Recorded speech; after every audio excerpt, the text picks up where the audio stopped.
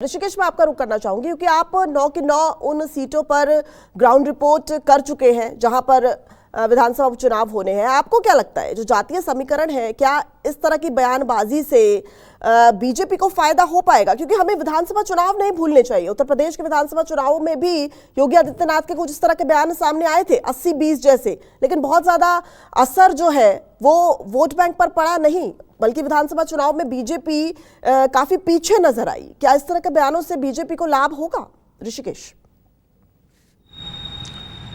बिल्कुल दिव्या, आप ठीक कर रहे हैं कि 2022 के विधानसभा चुनाव में जब 80 बनाम 20 का नारा दिया गया था तो चाहकर भी समाजवादी पार्टी, भारतीय जनता पार्टी के रथ को रोक नहीं पाई थी। 250 से ऊपर सीटें आई 2022 के विधानसभा चुनाव में, लेकिन 2 साल बाद 2024 के लोकसभा चुनाव में वही 80 बनाम 20 और गन्ना और जिन्ना जैसे नारों से अलग हटकर पीडीए का फार्मूला आया और पीडीए के फार्मूले में समाजवादी पार्टी को एक बड़ी बढ़त मिली। हमारे सहयोगी जो मानक सर बोल रहे थे कि जो गैर यादव और गैर जाटव जो वोट का ध्रुवीकरण था वो इस बार बिखराव देखने को मिला और वो बटा और समाजवादी पार्टी को बड़ा उसमें सफलता मिला।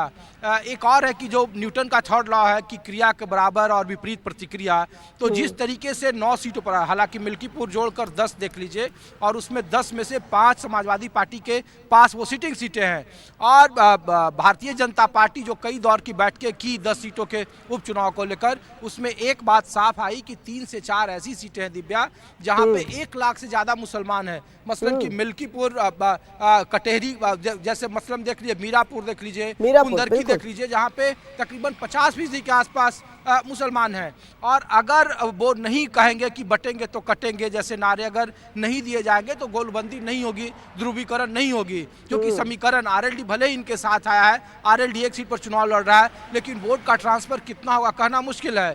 क्योंकि एक प्रयोग देखिए कि गाजियाबाद सीट जो बीजेपी का गढ़ माना जाता है दिव्या, इस बार सामान्य सीट से सपा ने यहाँ जाटव उम्मीदवार दिया है, एससी उम्मीदवार दिया है और ये शायद लगता है कि जो जाटव संख्या है, जो मायावती के कोर वोटर थे, वो अगर पीडीए के साथ शिफ्ट हो गए तो अंतर काफ़ी नज़दीक हो जाएगा और काफ़ी कांटे का मुकाबला हो जाएगा। मुसलमानों की तादाद बड़ी है, यादव यहाँ ज़्यादा है, तो एक कोशिश है समीकरण बिठाने की। तो इसीलिए अच्छा, दूसरा कि इन 9 सीटों में बीएसपी भी एक बड़ा फैक्टर है।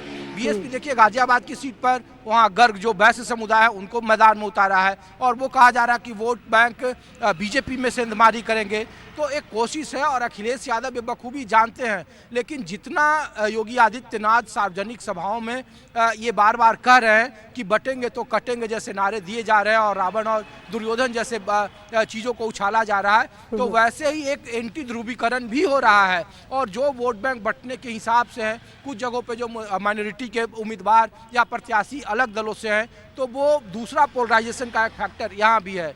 4 सीटें समाजवादी पार्टी के साथ है। आप देखिए खैर विधानसभा की सीट, वहाँ पे भी जो समाजवादी पार्टी ने उतारा है, कांग्रेस का उम्मीदवार था, उनको अपने साथ रुचि बोरा, वो जाटव समुदाय की बेटी है, जाट समुदाय की बहू है, तो एक कॉम्बिनेशन यहाँ भी काम कर रहा है। तो जो पीडीए का फॉर्मूला 2024 में समाजवादी पार्टी ने अपनाया, वो भी 9 विधानसभा सीटों में कोशिश की गई है। जमीन पर कितना उतरेगा नहीं उतरेगा कहना मुश्किल है, लेकिन काफ़ी कांटे की लड़ाई है, काफ़ी टफ मुकाबला है। और अगर इसमें बराबरी का मुकाबला रहा या कोई अप्रत्याशित नतीजे रहे तो 2027 के विधानसभा चुनाव में एक मनोवैज्ञानिक दबाव देखने को मिल जाएगा और काफ़ी प्रेशर होगा। जैसे हरियाणा विधानसभा चुनाव में जीत के बाद बीजेपी को संजीवनी मिली है जी राष्ट्रीय स्तर पर, वैसे ही अगर उपचुनाव में बीजेपी को ज़्यादा सफलता मिलती है तो उसे ज़्यादा फायदा होगा। ठीक है ऋषिकेश, लौटूंगी आपके पास क्योंकि